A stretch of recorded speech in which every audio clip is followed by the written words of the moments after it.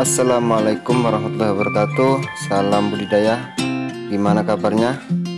Selamat datang kembali ke channel Anton Seperti Farm.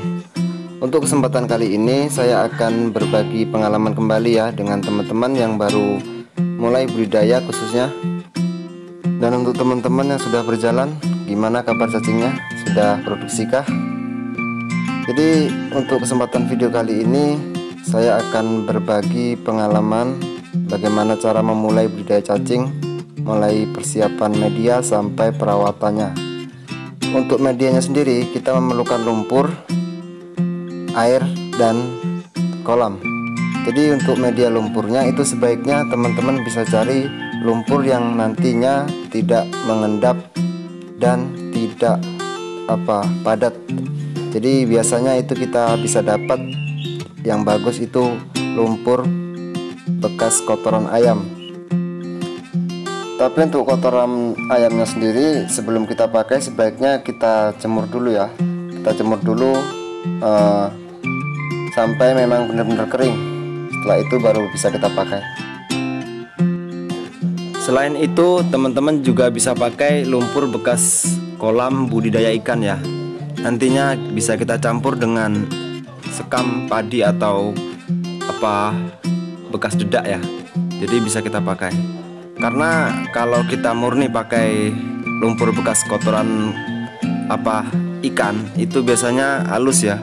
Jadi kalau hujan biasanya mudah terbawa air. Jadi cepat habis untuk media lumpurnya. Jadi kalau semua sudah dirasa cukup, baru kita mulai.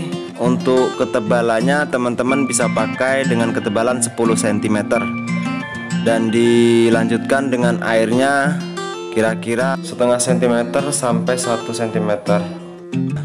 Karena kalau dalam itu untuk cacingnya sendiri menurut saya akan lama berkembang, karena biasanya larva itu akan di permukaan ya yang dangkal, nyangkut di situ, berkumpul di situ. Jadi kalau airnya dalam itu biasanya larva akan ikut arus.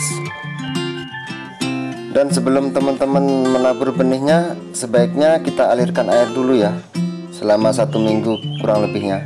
Jadi nanti biar nggak mati cacingnya ya, kita alirkan air dulu selama kira-kira 1 minggu baru kita tabur benih. Untuk cara menaburkan benihnya di mana itu sebaiknya kita taruh di satu titik di mana air jatuh ya, di mana air mengalir dari kolam penampungan air. Kita taruh aja di situ di satu titik aja, maka nanti seiring waktu berjalan mulai berkembang, larva juga akan ikut ke bawah dan menyebar juga. Untuk kolamnya sendiri sebaiknya teman-teman setiap 1 meter disekat ya, disekat dan diberi aliran air ke sekatan selanjutnya. Dan untuk teman-teman yang memakai kolam lebih daripada 1 meter sebaiknya disekat ya. Kita sekat horizontal supaya untuk penanganan airnya akan lebih memudahkan kita ya. Karena kalau kita sekat nanti airnya akan mengaliri di seluruh permukaan kolam. Jadi semua dapat bagian air. Jadi kalau beda kalau kolam kita lebar itu susah untuk meratakan airnya. Ada yang dangkal, ada yang dalam. Sebaiknya teman-teman buat sekat horizontal aja.